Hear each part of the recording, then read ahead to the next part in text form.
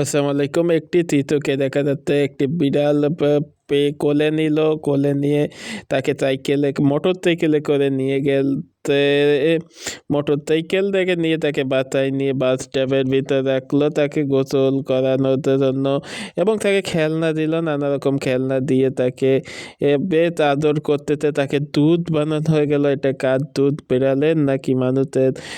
এবার যে বাচ্চা তাকে বিড়ালটাকে লালন পালন করতে লালন পালনে এমনি ক্ষেত্রে তিনি আবার তার কি তো একটা খুঁজতে খুব চড়াই চিটের একটা অগেতালো বিড়াল, বাজে বিড়াল।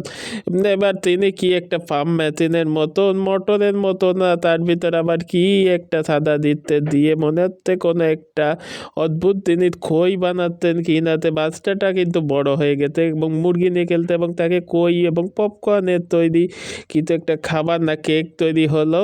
বিড়ালটা এবার কেকটা নিজেই খেলো, বাচ্চাটা মোরগ নিয়ে খেলা করতেছে এবং একটা বোম ইঁদুরের গর্তে দিয়ে বিড়ালটা পালিয়ে গেল এবং বোম বাস্ট হয়ে গেল এবং সেখান থেকে অনেকগুলো বাচ্চা ইঁদুর তৈরি হলো। লেংটি ইঁদুরগুলো বিড়াল খুঁজে নিয়ে যাচ্ছে খাওয়ার জন্য মনে হয়।